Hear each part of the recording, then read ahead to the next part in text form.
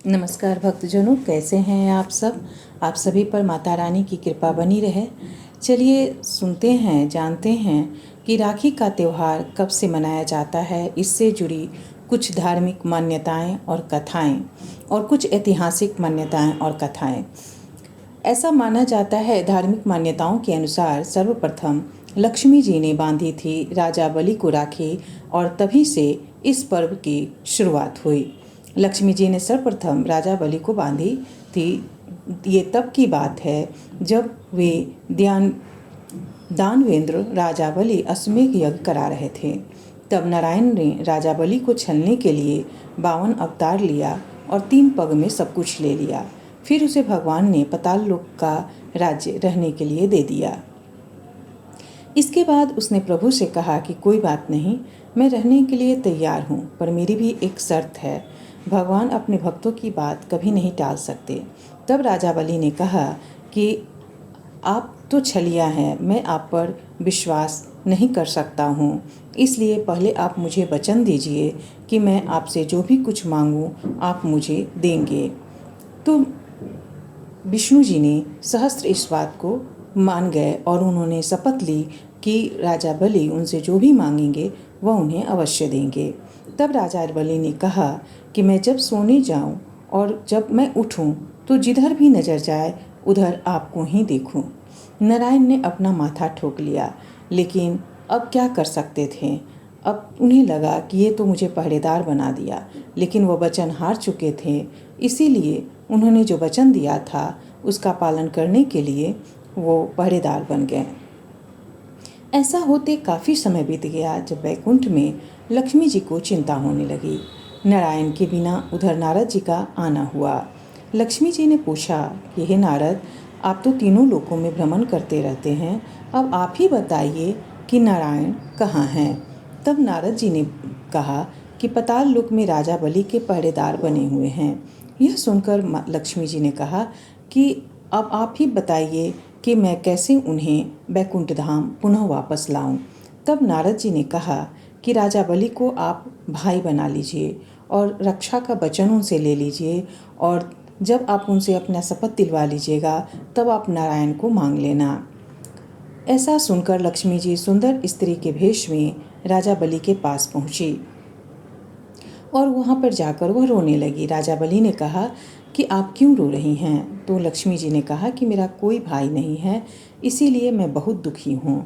तब राजा बलि ने कहा कि आप इसकी कोई चिंता नहीं कीजिए और आप मेरी धर्म बहन बन जाइए। तब लक्ष्मी जी ने उनसे पहले शपथ दिलाया और कहा कि जब राजा बलि ने जो कुछ मांगना उसे देने के लिए कहा, तब उन्होंने कहा कि आप मुझे अपने पहरेदार को दे दीजिए। और राजा बलि ने अपना माथा ठोक लिया कि ये मैंने क्या कर दिया। पति आए तो सब कुछ ले गए और ये आई तो अपने पति को ले गई। इस तरह से ऐसी मान्यताएं हैं कि राखी पर्व की शुरुआत हुई। एक और मान्यता के अनुसार ऐसा माना जाता है, जो भविष्य पुराण में इसका वर्णन मिलता है। देव दानवों में जब युद्ध शुरू हुआ तब दानव हावी होते नजर आने लगे। भगवान इंद्र घबराकर बृहस्पति के पास गए। वहां बैठी इंद्र की पत्नी इंद्राणी सब कुछ सुन रही थी। उन्होंने रेशम का धागा मंत्रों की शक्ति से पवित्र करके अपने पति के हाथ पर बांध दिया। संजोग से वह सावन पूर्णिमा का दिन था। लोगों का विश्वास है कि इंद्र इस लड़ाई में इसी धागे की मंत्र शक्ति से ही विजयी हुए थे। उसी दिन से श्रावण पूर्णिमा के दिन यह धागा बांधने की प्रथा प्रचलित हुई। यह धागा धन, शक्ति, हर्ष और विजय देने में पूरी तरह समर्थ माना जाता है।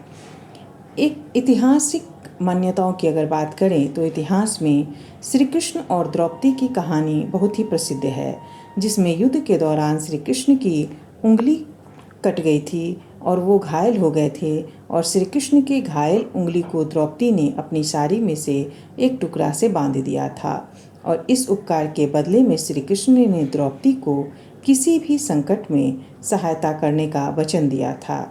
स्कंद पुराण, पद्म पुराण और श्रीमद् भागवत में 52 अवतार नामक कथा में भी आपको ये 52 अवतार का कथा मिलता है।